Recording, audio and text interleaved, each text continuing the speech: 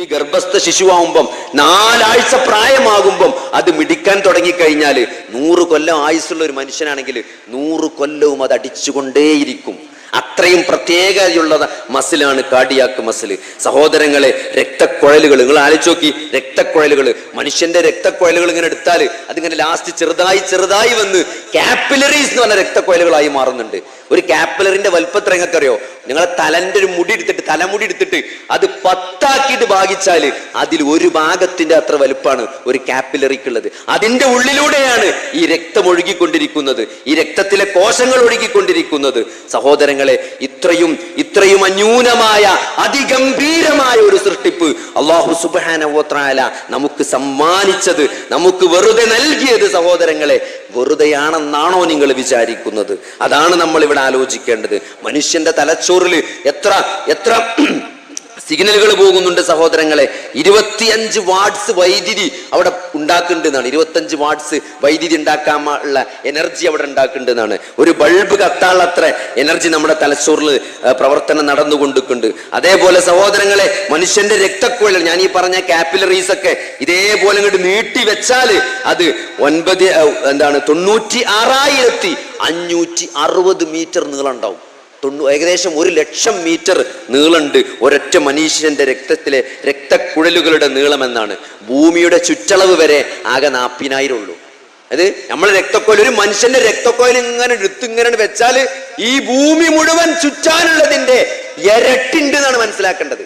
ഭൂമിയുടെ ചുറ്റളവ് 40,000 മീറ്റർ ആണ്.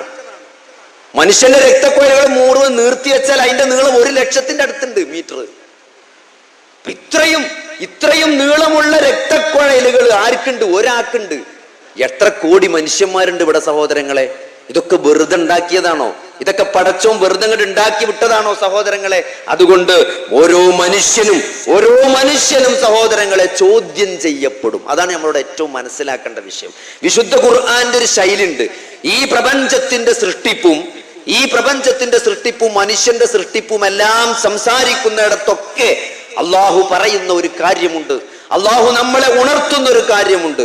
നോക്കി, മനുഷ്യന്റെ ഹൃദയം അത് 1 മിനിറ്റിൽ ഒരു ആവറേജ് 70 പ്രാവശ്യം പമ്പയുണ്ട്. 70 പ്രാവശ്യം രക്തം പമ്പയുണ്ട്. ഒരു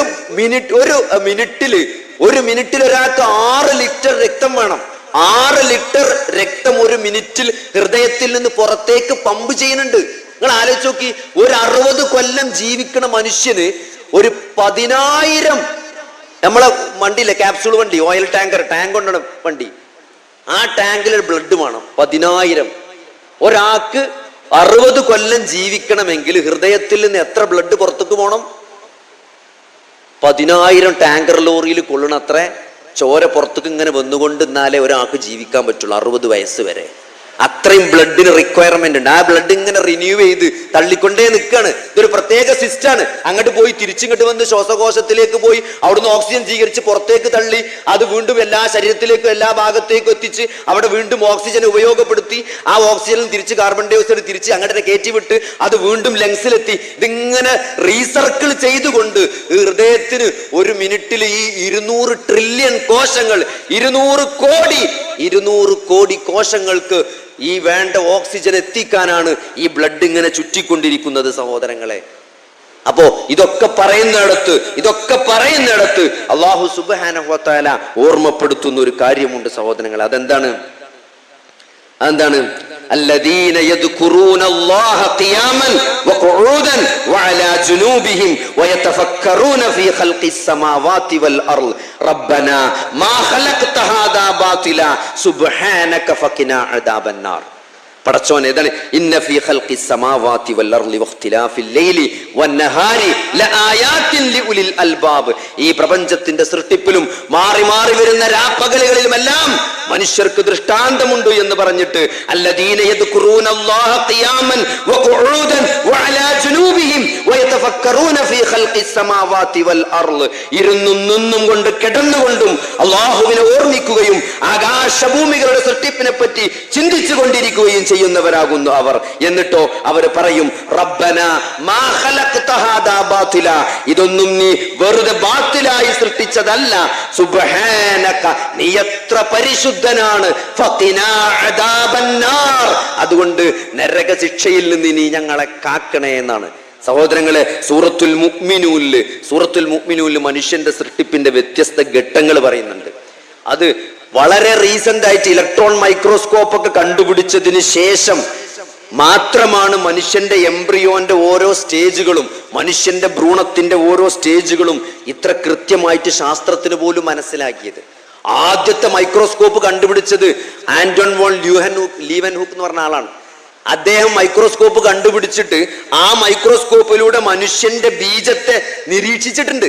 മനുഷ്യന്റെ ബീജത്തെ ആ മൈക്രോസ്കോപ്പിലൂടെ നോക്കിയിട്ട് അന്ന് പോലും അവർ പറഞ്ഞത് എന്താണ് സഹോദരങ്ങളെ? ആ മനുഷ്യന്റെ ബീജം എന്ന് പറഞ്ഞാൽ നമുക്കറിയാം, അതിന് വലിയൊരു തലയും ഒരു ചെറിയ വണ്ണല്ലാത്ത നീളമുള്ള ഒരു വാലുമാണ് മനുഷ്യന്റെ ബീജത്തിനുള്ളത്. മനുഷ്യന്റെ ബീജം എന്ന് പറഞ്ഞാൽ അങ്ങനെ ചിത്രം നോക്കിയാൽ മനസ്സിലാവും. വലിയൊരു തല, ഒരു ചെറിയ വാല്, അതാണ് മനുഷ്യന്റെ ബീജം. എന്നിട്ട് ഈ മൈക്രോസ്കോപ്പിലൂടെ, ആദ്യം ലോകത്ത് കണ്ടുപിടിച്ച മൈക്രോസ്കോപ്പിലൂടെ ഈ ബീജത്തെ നോക്കിക്കൊണ്ട് ആ അന്നത്തെ ശാസ്ത്രജ്ഞന്മാരെന്താ പറഞ്ഞറിയോ? ആ ബീജത്തിന്റെ തല കണ്ടിട്ട് ആ തലന്റെ ഉള്ളിലേക്ക് നോക്കിയിട്ട് അതിൻ്റെ ഉള്ളിൽ ഒരു മനുഷ്യന്റെ കുട്ടി ഉണ്ട് എന്നാ പറഞ്ഞത്. നിങ്ങൾ ആലോചിച്ച് നോക്കി, അത്രയും വിവരക്കേടാണ് ആ കാലഘട്ടത്തിൽ ഉണ്ടായിരുന്നത്. അതായത് മനുഷ്യന്റെ ആൺബീജത്തിന്റെ തലന്റെ ഉള്ളിൽ ഒരു ചെറിയ കുഞ്ഞിക്കുട്ടി കുത്തിറക്കുന്നുണ്ട്. ഈ കുട്ടി പിന്നെ ഗർഭപാത്രത്തിൽ നിന്ന് ഇങ്ങനെ വലുതാകലാണത്രേ. അത് രക്തം കുടിച്ച് വലുതായി വരും. അതുകൊണ്ടാണ് പിന്നെ മാസക്കുളി ഉണ്ടാകാത്തത്. ആ രക്തം മുഴുവൻ ഈ കുട്ടി കുടിച്ചിട്ടാണ് പിന്നെ എന്താണ് വലുതാകണത്. ഇത് ശാസ്ത്രജ്ഞന്മാർ ഒരു കാലത്ത് പറഞ്ഞ കാര്യമാണ്. എങ്ങനെയാണ് മനുഷ്യനുണ്ടാകണമെന്ന് പണ്ട് ഈ മൈക്രോസ്കോപ്പ് ഒക്കെ കണ്ടുപിടിച്ച ആദ്യത്തെ മൈക്രോസ്കോപ്പിലൂടെ നോക്കിയിട്ട് പോലും അന്നും പറഞ്ഞത് അതാണ്. ആ തലന്റെ ബീജത്തിന്റെ ഉള്ളിലുള്ള ഒരു ചെറിയ മനുഷ്യന്റെ ഹോമങ്കുലസ് എന്ന് പറഞ്ഞ ഒരു മനുഷ്യന്റെ ചെറിയ കുട്ടി അതിൻ്റെ ഉള്ളിൽ കുത്തിറക്കുന്നുണ്ട്. ആ കുട്ടി പിന്നെ അങ്ങനെ വലുതായിട്ടാണ് മനുഷ്യൻ ഉണ്ടാകണമെന്നാ പറഞ്ഞത്. ആണും പെണ്ണും ബീജം, ആണിന്റെയും പെണ്ണിന്റെയും ബീജം കൂടിയിട്ടാണ് മനുഷ്യനുണ്ടാകുന്നത് എന്നും മനുഷ്യന്റെ വളർച്ചയുടെ ഗർഭസ്ഥ ഭ്രൂണത്തിന്റെ വളർച്ചയുടെ വിവിധ ഘട്ടങ്ങളുമെല്ലാം വിശുദ്ധ ഖുർആനിലെ സൂറത്തുൽ മുഅ്മിനൂൻ 23-ാമത്തെ ആയത്തിൽ സഹോദരങ്ങളെ എത്ര വ്യക്തമായിട്ടാണ് അല്ലാഹു സുബ്ഹാനഹു വ തആല പറയുന്നത്. സുമ്മ ഖലഖനൻ നുത്ഫത അലഖതൻ ഫഖലഖനൽ അലഖത മുദ്ഗതൻ ഫഖലഖനൽ മുദ്ഗത ഇളാമൻ ഫകസൗനൽ ഇളാമ ലഹ്മാ ثم أنشأناه خلقا آخر فتبارك الله أحسن الخالقين. നോക്കി, മനുഷ്യൻ ആ ബീജത്തെ അള്ളാഹു ഭ്രൂണമായി രൂപപ്പെടുത്തിന. അതായത് നുത്ഫയെ അള്ളാഹു അലക്കാക്കിന്നാണ്. അലക്ക് എന്ന് പറഞ്ഞാൽ നമുക്കറിയാം, ഒട്ടിപ്പിടിച്ച് നിൽക്കുന്നത്, തൂങ്ങി നിൽക്കുന്നത്, അട്ട, ഇതൊക്കെ നമുക്ക് അതിന് അറബി ഭാഷയിലുള്ള അർത്ഥം. ഏതർത്ഥം കൊടുത്താലും അത് കറക്റ്റാണ്. അത് ഗർഭാശയത്തിന്റെ ഭിത്തിയിൽ അള്ളിപ്പിടിച്ച് തൂങ്ങി നിൽക്കുകയാണ്. അതിന്റെ ഷേപ്പുകൾ നോക്കിക്കഴിഞ്ഞാൽ, അത് മൈക്രോസ്കോപ്പിലൂടെ നോക്കിക്കഴിഞ്ഞാൽ ഒരു അട്ടയുടെ രൂപമാണ് അതിനുള്ളത്. അത് തൂങ്ങിപ്പിടിച്ച് നിൽക്കുന്നതാണ്. അലക്ക എന്നുള്ള ഖുർആൻ പ്രയോഗിച്ച വാക്ക് ഇന്നിവിടെ ഇലക്ട്രോൺ മൈക്രോസ്കോപ്പ് കണ്ടുപിടിച്ചതിന് ശേഷവും എന്താണ്, അതിൽ മാറ്റമില്ല. ആ വാക്ക് അത്രയും മാച്ചാണ് മനസ്സിലാകുന്നത്. അതേപോലെ ആ അലക്കയെ മുദ്ഗയാക്കി മാറ്റി. മുദ്ഗ എന്ന് പറഞ്ഞാൽ എന്താ? മുദ്ഗ എന്ന് പറഞ്ഞാല് അതിന്റെ ഒരു ചവച്ചരച്ചത്, നമ്മൾ ചവച്ചുകാണ്ട് കടിച്ച്, നമ്മൾ നല്ലൊരു ബബിൾക്ക് എടുത്തുകാണ്ട് കടിച്ചിട്ട് തുപ്പിയാല് പല്ലിന്റെ അടയാളം ഉണ്ടാവും ആ ബബിൾക്കത്തുമ്മേ, പല്ലിന്റെ അടയാളം. അങ്ങനെ ചവച്ചരച്ചത് എന്നാണ്. അതായത് ചവച്ച ആ പല്ലിന്റെ ഇംപ്രഷൻ കാണാൻ പറ്റും. അതേപോലെ നിങ്ങൾ ഇന്ന് ആ ഭ്രൂണത്തെടുത്ത് നോക്കിക്കഴിഞ്ഞാൽ, മൈക്രോസ്കോപ്പിലൂടെ നോക്കിക്കഴിഞ്ഞാൽ അതിന്റെ മേലെ ഇങ്ങനെ ചെറിയ ചെറിയ അടയാളം കാണാൻ പറ്റും, നമ്മൾ ഈ പല്ലിന്റെ അടയാളം പോലത്തെ. അതുകൊണ്ട് ആ വാക്ക് അത്ര കൃത്യമാണ്. എന്നിട്ട് അതിന് അസ്ഥി രൂപപ്പെടുകയാണ്. 8-9 ആഴ്ചയാകുമ്പോൾ അതിന് അസ്ഥി രൂപപ്പെടുമെന്നാണ്. അതിനെന്താണ്, അസ്ഥികൂടമാക്കുകയാണ്. എന്നിട്ടോ പിന്നെ എന്നിട്ട് ആ അസ്ഥികൂടത്തെ മാംസം കൊണ്ട് പൊതിയാണ്. എന്നിട്ട് എന്നിട്ട് അല്ലാഹു അതിനെ മറ്റൊരു സൃഷ്ടിയായി രൂപപ്പെടുത്തുകയാണ്. ഇവിടെ നോക്കി, ആ വാക്കില് പോലും സുമ്മ അൻശഅ്നാഹു, പിന്നെ അല്ലാഹു അതിനെ മറ്റൊരു സൃഷ്ടിയാക്കാണ്. അപ്പൊ അതുവരെയുള്ള സൃഷ്ടിപ്പുണ്ടല്ലോ, ആ സൃഷ്ടിപ്പൊക്കെ പറഞ്ഞതിന് ശേഷം അല്ലാഹ് പറയാണ്, പിന്നെ നാം അവനെ മറ്റൊരു സൃഷ്ടിയാക്കാണ്. ഇതിന് മനസ്സിലാക്കേണ്ട, ഇവിടെ എവല്യൂഷന്റെ ആൾക്കാർ പറയും, എവല്യൂഷൻ തിയറിയുള്ളവരൊക്കെ പറയും മനുഷ്യൻ മറ്റതിൽ നിന്ന് പരിണമിച്ചതാണ്, കുരങ്ങിൽ നിന്ന് പരിണമിച്ചതാണ്, അല്ലെങ്കിൽ ഒരു ഏകകോശ ജീവിയിൽ നിന്ന് പരിണമിച്ചതാണെന്നൊക്കെ പറയുന്നത് തെളിവ് പറയുമ്പോൾ ഇവർ പറയാൻ എന്താ വെച്ചാൽ, ഈ എംബ്രിയോന്റെ ഓരോ സ്റ്റേജ് എടുത്ത് പരിശോധിച്ചാൽ എല്ലാ പഴയ എല്ലാ ജീവികളുടെയും ആ ഡെവലപ്മെന്റിന്റെ ചില ഘട്ടങ്ങളിലൂടെ മനുഷ്യന്റെ ഡെവലപ്മെന്റ് കടന്നു പോകുന്നുണ്ട്. അഥവാ ഏകദേശം എല്ലാ ജീവികളുടെയും ഡെവലപ്മെന്റ് തുടക്കത്തിൽ ഒരേപോലെയാണ്. പിന്നെയാണത് വ്യത്യസ്തമായി വരിക. അപ്പൊ ആ തുടക്കത്തിൽ ഒരേപോലെ ആയത് എന്തിനുള്ള തെളിവാണെന്നാ പറയുന്നത്? എവല്യൂഷനുള്ള തെളിവാണെന്ന് അവർ പറയാം. എന്നാൽ സഹോദരങ്ങളെ, അതിനുള്ള സൂചന അള്ളാഹു ഇവിടെ കൃത്യമായിട്ട് നൽകുകയാണ്. ഇതേ പറഞ്ഞ കാര്യങ്ങളൊക്കെ ഏകദേശം എല്ലാ സൃഷ്ടികളുടെയും സൃഷ്ടിപ്പിൽ ഏകദേശം ഒരേപോലെയാണ്. എന്നാൽ അവിടുന്ന് അങ്ങോട്ട് പിന്നെ വ്യത്യാസമാണ്. അതുകൊണ്ടാണ് എന്നിട്ട് അവനെ നാം മറ്റൊരു സൃഷ്ടിയായി രൂപപ്പെടുത്തുമെന്നു എന്ന് അല്ലാഹു സുബ്ഹാനഹു വ തബാറകല്ലാഹു അഹ്സനുൽ ഖാലിഖീൻ. അത്തരത്തിലുള്ള ഏറ്റവും നല്ല സൃഷ്ടികർത്താവായ അല്ലാഹു അനുഗ്രഹപൂർണനാകുന്നു എന്ന് പറഞ്ഞുകൊണ്ടാണ് അല്ലാഹു ആ ആയത്ത് അവസാനിപ്പിക്കുന്നത്. എന്നിട്ടോ പിന്നെ പിന്നെ അതിനുശേഷം അവനെ നാം മരിപ്പിക്കും. അതിനുശേഷം ഖിയാമത്ത് നാളിൽ അവനെ അള്ളാഹു ഉയർത്തെഴുന്നേൽപ്പിക്കുമെന്നാണ്. അപ്പൊ നിങ്ങൾ ആലോചിച്ച് നോക്കി, അള്ളാഹു ഇതൊക്കെ പറയുന്നത് ഈ അള്ളാഹു സുബ്ഹാനഹു വ തആലയുടെ രണ്ട് ദൃഷ്ടാന്തങ്ങൾ. ഒന്ന് വിശുദ്ധ ഖുർആനാണ്, രണ്ടാമത്തത് ഈ പ്രപഞ്ചവും അതിലെ സൃഷ്ടികളുമാണ്. ഈ പ്രപഞ്ചവും അതിലെ സൃഷ്ടികളും അതേപോലെ തന്നെ ഈ വിശുദ്ധ ഖുർആനും. ഈ രണ്ട് ആയത്തുകളാണ് വിശുദ്ധ ഖുർആനിലെ ആയത്ത്. അല്ലെങ്കിൽ അള്ളാഹു നമ്മളോട് ആയത്തിനെ പറ്റി ചിന്തിക്കാൻ പറയുമ്പോൾ നമ്മൾ ആലോചിക്കേണ്ട ആയത്ത് അതാണ്. ഇത്രയും ബൃഹത്തായ ഒരു സൃഷ്ടിപ്പ് അള്ളാഹു സുബ്ഹാനഹു വ തആല വിശുദ്ധ ഖുർആനിലൂടെ നമുക്ക് വിവരിച്ചു തരുമ്പോൾ അതുകൊണ്ട് ഉദ്ദേശിക്കുന്ന കാര്യം നമ്മൾ മനസ്സിലാക്കും. അതൊക്കെ ഭയങ്കര അടിപൊളിയാണ്, അള്ളാഹിന്റെ സൃഷ്ടിപ്പ് ഭയങ്കര സംഭവമാണെന്നൊക്കെ പറഞ്ഞ് ഫേസ്ബുക്കിലും ഇൻസ്റ്റഗ്രാമിലൊക്കെ കമന്റ് ഇട്ട് കടന്നുറങ്ങാനല്ല അള്ളാഹു സുബ്ഹാനഹു വ തആല നമ്മളിൽ നിന്ന് ആവശ്യപ്പെടുന്നത്. അള്ളാഹു ആ റബ്ബിനെ പൂർണ്ണമായി മനസ്സിലാക്കി അള്ളാഹുവിന്റെ നിയമങ്ങൾ അനുസരിച്ച് ജീവിക്കുന്ന ഈ മരണത്തിന് ശേഷം ഒരു ജീവിതമുണ്ട്. ഇതൊക്കെ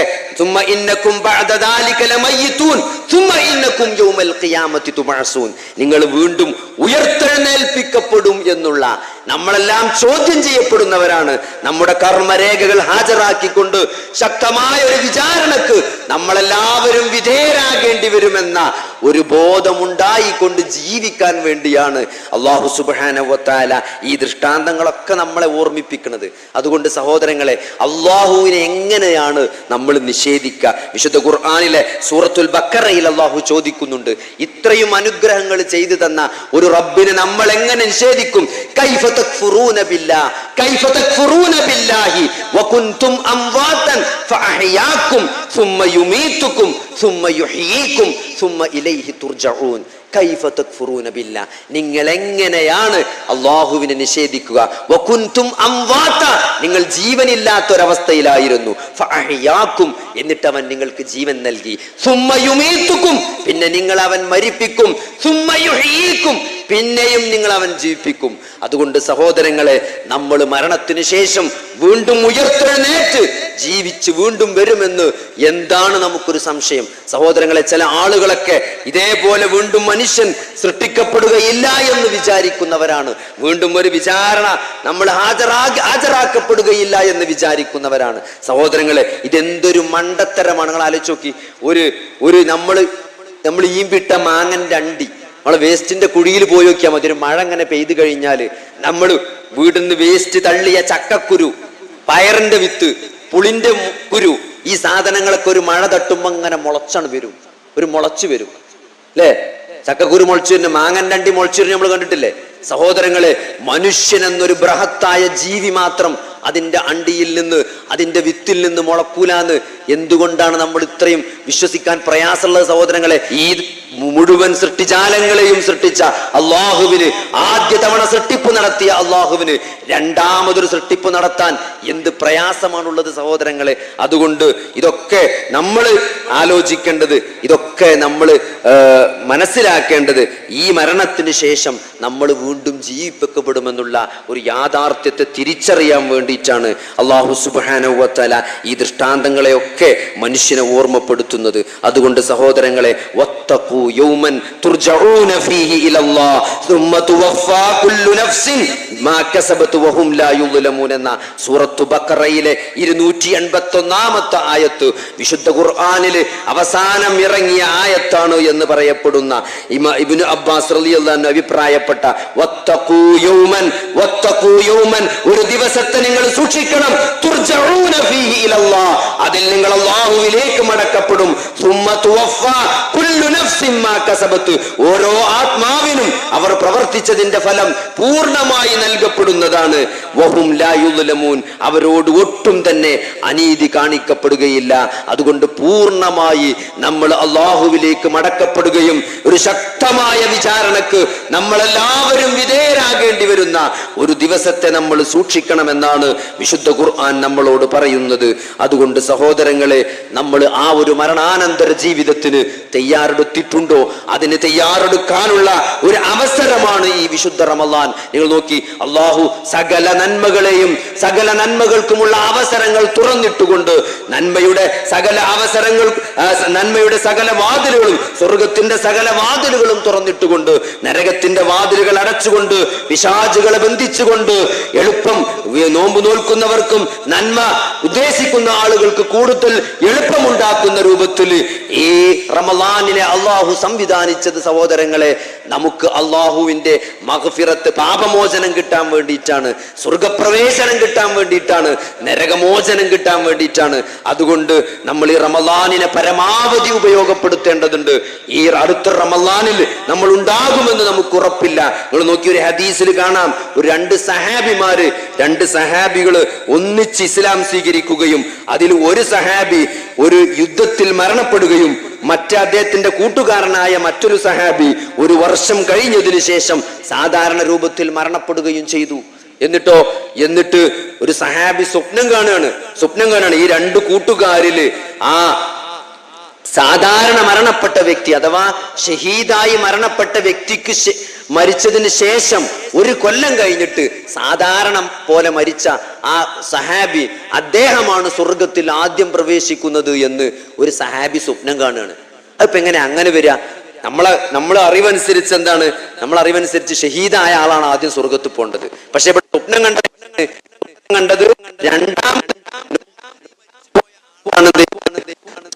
സ്വർഗത്തിൽ ആദ്യം പോയത്. അപ്പൊ അള്ളാന്റെ റസൂലിനോട് ചോദിക്കണം, അതെങ്ങനെയാണ് റസൂലെ? ഞാനൊരു സ്വപ്നം കണ്ടു, രണ്ടുപേരും ഒരേ സമയത്ത് ഇസ്ലാം സ്വീകരിച്ച നമ്മുടെ സഹോദരന്മാരായ സഹാബികളില് ആദ്യം ഷഹീദായി മരണപ്പെട്ട വ്യക്തിനേക്കാൾ സ്വർഗത്തിലേക്ക് പോയത് രണ്ടാമത് ഒരു വർഷം കഴിഞ്ഞ് നോർമലി മരിച്ചുപോയ സഹാബിയാണ്. അതെങ്ങനെയാണ് സംഭവിക്കുക എന്ന് ചോദിച്ചപ്പം അള്ളാന്റെ റസൂല് കൊടുത്തൊരു മറുപടി ഉണ്ട് സഹോദരങ്ങളെ.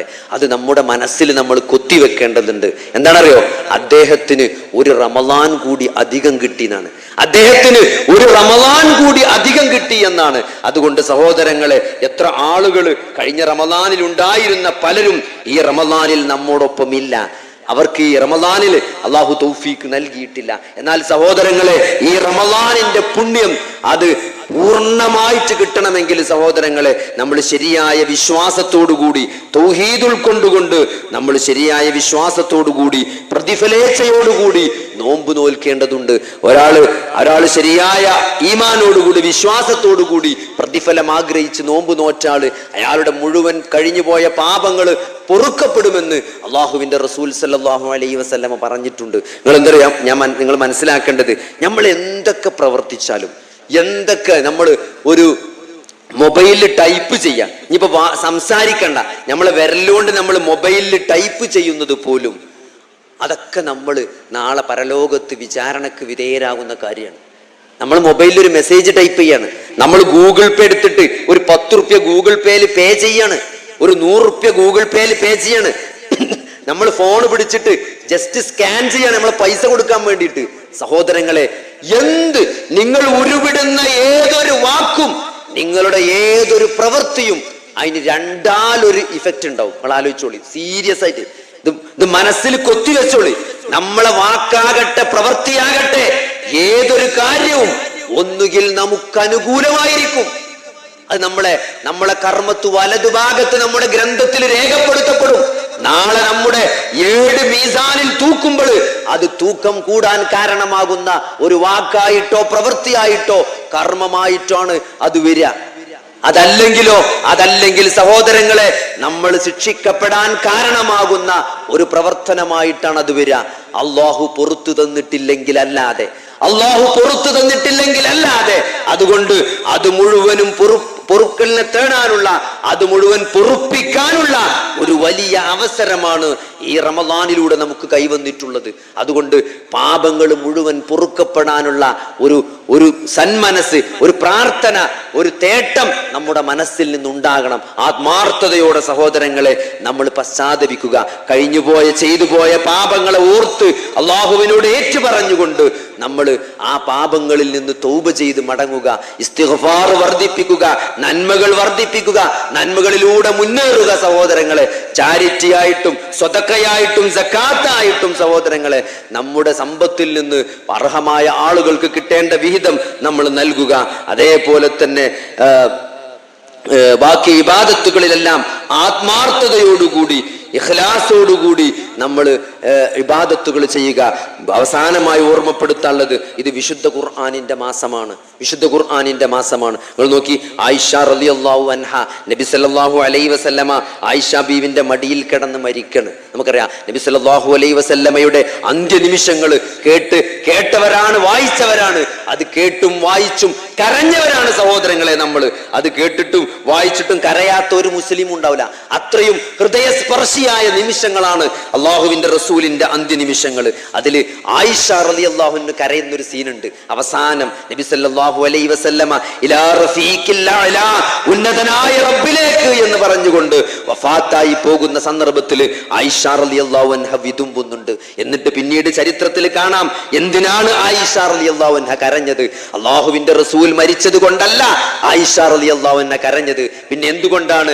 ആ സ്വർഗ്ഗലോകത്ത് നിന്ന് ഭൂമിയിലേക്കുള്ള വഹി നിലച്ചു പോയല്ലോ എന്ന സങ്കടം കൊണ്ടാണ് ആയിഷ റളിയല്ലാഹു അൻഹ കരഞ്ഞത്. നിങ്ങൾ ആലോചിച്ച് നോക്കി, ഭൂമിയിൽ ആകാശലോകത്തിൽ നിന്ന് സ്വർഗ്ഗലോകത്തിൽ നിന്ന് ഭൂമിയിലേക്ക് വന്നുകൊണ്ടിരുന്ന ആ വഹി അള്ളാഹുവിന്റെ റസൂലിന്റെ മരണത്തോടെ നിലച്ചു പോവുകയാണല്ലോ എന്ന സങ്കടം കൊണ്ടാണ് ആയിഷ റളിയല്ലാഹു അൻഹ കരഞ്ഞത്. കാരണം ആയിഷ റളിയല്ലാഹു അൻഹ ഒട്ടനവധി വഹയുകൾക്ക് സാക്ഷിയായ വനിതയാണ് സഹോദരങ്ങളെ. ഖദ് സമിഅല്ലാഹു ഖൗലല്ലതി തുജാദിലുക ഫീ സൗജിഹാ എന്ന വിശുദ്ധ ഖുർആനിലെ സൂറത്തുൽ മുജാദലയുടെ ആ ഖദ് സമിഅ സൂറത്ത് നമുക്ക് കേട്ടതാണ്, നമ്മൾ കേട്ടതാണ്. ആ സൂറത്ത് ഇറങ്ങുന്ന സന്ദർഭത്തിൽ ആയിഷ റളിയല്ലാഹു അൻഹ നബി സല്ലല്ലാഹു അലൈഹി വസല്ലമയുടെ കൂടെ ഉണ്ട്. നബി സല്ലല്ലാഹു അലൈഹി വസല്ലമയുടെ അടുത്തേക്ക് ഒരു സ്ത്രീ വന്ന് തർക്കിക്കാണ്. അങ്ങനെ തർക്കിച്ച് ആയിഷ റളിയല്ലാഹു അൻഹ കർട്ടന്റെ പിറകില് വീട്ടിലുണ്ട്. അപ്പൊ ഏതോ ഒരു പെണ്ണ് വന്നിട്ടുണ്ട് എന്നും, ഒരു പെണ്ണ് നബി സല്ലല്ലാഹു അലൈഹി വസല്ലമയോട് തർക്കിക്കുന്നുണ്ട് എന്നും ആയിഷ ബീവിക്ക് മനസ്സിലാവുന്നുണ്ട്. പക്ഷെ ആരാണ് വന്നത് എന്ന് കാണില്ല. എന്താണ് തർക്കിക്കണെന്ന് ക്ലിയർ അല്ല. കാരണം കുറച്ച് പിറകിലാണ്, ക്ലാരിറ്റി ഇല്ല. ആരാണ് വന്നത് എന്നും എന്ത് വിഷയത്തിലാണ് ഇവിടെ തർക്കം നടക്കുന്നത് എന്നും ആയിഷ ബീവിക്ക് മനസ്സിലാകുന്നില്ല. പക്ഷെ ഒരു കാര്യം അവർക്ക് മനസ്സിലായി, ഒരു സ്ത്രീ വന്നിട്ടുണ്ട്, അവർ നബിയോട് തർക്കിച്ചു കൊണ്ടിരിക്കുകയാണ് എന്ന് മനസ്സിലായി. സഹോദരങ്ങൾ, നിങ്ങൾ ആലോചിച്ച് നോക്കി, ഒരു വിരിക്ക് പിന്നിൽ നിന്ന് ആരാണ് വന്നത് എന്നും എന്താണ് പറയുന്നത് എന്നും ആയിഷ ബീവി റളിയല്ലാഹു അൻഹയ്ക്ക് കൃത്യമായി മനസ്സിലാകുന്നില്ല. പക്ഷേ 7 ആകാശങ്ങൾക്ക് മുകളിൽ നിന്ന് അല്ലാഹു ആ തർക്കം കേട്ടുകൊണ്ട് അതിനുത്തരമായി ആയത്ത് അവതരിപ്പിക്കാണ്. ഖദ് സമിഅല്ലാഹു ഖൗലല്ലതി തുജാദിലുക ഫീ സൗജിഹാ. തന്റെ ഭർത്താവിനോട് തർക്കിക്കുന്ന സ്ത്രീയുടെ വാക്ക് അല്ലാഹു തന്റെ ഭർത്താവിന്റെ വിഷയത്തിൽ താങ്കളോട് തർക്കിക്കുന്നവരുടെ ആ സ്ത്രീയുടെ വാക്ക് അല്ലാഹു കേട്ടിരിക്കുന്നു എന്ന് ആയത്തിറങ്ങാണ് സഹോദരങ്ങളെ. ആയിഷ ബീവിക്ക് അതിൽ എത്രമാത്രം അത്ഭുതമുണ്ടാകും, എത്രമാത്രം സന്തോഷം ഉണ്ടാകും. അതേ സഹോദരങ്ങളെ, ആ വഹീന് സാക്ഷിയായതാണ് നമ്മുടെ ഉമ്മ. അതുകൊണ്ടാണ് ആയിഷ റളിയല്ലാഹു അൻഹ പറഞ്ഞത്, ആകാശലോകത്തിൽ നിന്ന് സ്വർഗ്ഗലോകത്തിൽ നിന്ന് ഭൂമിയിലേക്കുള്ള വഹി കിട്ടിക്കൊണ്ടിരിക്കുന്ന വഹി നിലച്ചു പോയല്ലോ എന്ന സങ്കടം കൊണ്ടാണ് ഞാൻ കരഞ്ഞത് എന്ന്. സഹോദരങ്ങളെ, ആ കിട്ടിയ വഹി ഇന്നും നമ്മുടെ മുമ്പിലുണ്ട്.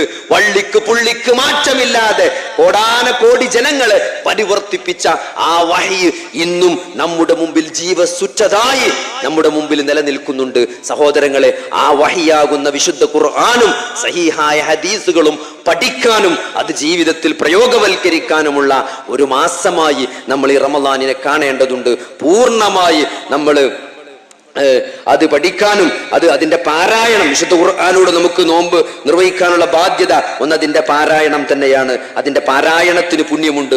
രണ്ടാമത് അത് പഠിക്കുക, തദബ്ബുർ നടത്തുക, അത് ആലോചിച്ചുകൊണ്ട്, ഉറ്റാലോചിച്ചുകൊണ്ട്, അള്ളാഹുവിന്റെ ആയത്തുകളെ പറ്റി ആലോചിച്ചുകൊണ്ട് അള്ളാഹുവിലേക്ക് ഖേദിച്ച് മടങ്ങുന്ന ഒരവസ്ഥ ഉണ്ടാകാൻ വേണ്ടി ഖുർആനെ തദബ്ബുർ നടത്തുക. അതേപോലെ തന്നെ ഖുർആന് മനഃപ്പാഠമാക്കുക സഹോദരങ്ങളെ. അതേപോലെ തന്നെ മനഃപ്പാഠമാക്കി മറന്നുപോയ ഭാഗങ്ങളുണ്ടെങ്കിൽ അത് വീണ്ടും നമ്മൾ ബ്രഷപ്പ് ചെയ്തുകൊണ്ട് അത് വീണ്ടും റെഡിയാക്കി എടുക്കുക. ഇതെല്ലാം നമുക്ക് ഈ നോമ്പിൽ ഖുർആനോട് ചെയ്യാനുള്ള കാര്യമാണ്. ആ ഒരു കാര്യം കൂടി നമ്മൾ ശ്രദ്ധയിലുണ്ടാവുക. അള്ളാഹു സുബ്ഹാനഹു വ തആല സകല നന്മകളിലേക്കും അള്ളാഹു നമുക്ക് വഴി നടത്തി തരുമാറാകട്ടെ. സകല തിന്മകളിൽ നിന്നും അതിന്റെ ആളുകളിൽ നിന്നും അള്ളാഹു സുബ്ഹാനഹു വ തആല നമ്മളെ കാത്തുരക്ഷിക്കുമാറാകട്ടെ. റബ്ബനാ ആതിനാ ഫിദ്ദുനിയ ഹസനതൻ വഫിൽ ആഖിറതി ഹസനതൻ വഖിനാ അദാബന്നാർ. അല്ലാഹുമ്മ ഗ്ഫിർ ലിൽ മുഅ്മിനീന വൽ മുഅ്മിനാത്ത് വൽ മുസ്ലിമീന വൽ മുസ്ലിമാത്ത്. അല്ലാഹുമ്മ അഇസ്സൽ ഇസ്ലാമ വൽ മുസ്ലിമീൻ വഅദില്ല അശ്ശിർക വൽ മുശ്രിക്കീൻ. ആമീൻ ആമീൻ ബിറഹ്മതിക യാ അർഹമർ റഹീമീൻ. അല്ലാഹുമ്മ صل على محمد وعلى آل محمد والحمد لله رب العالمين.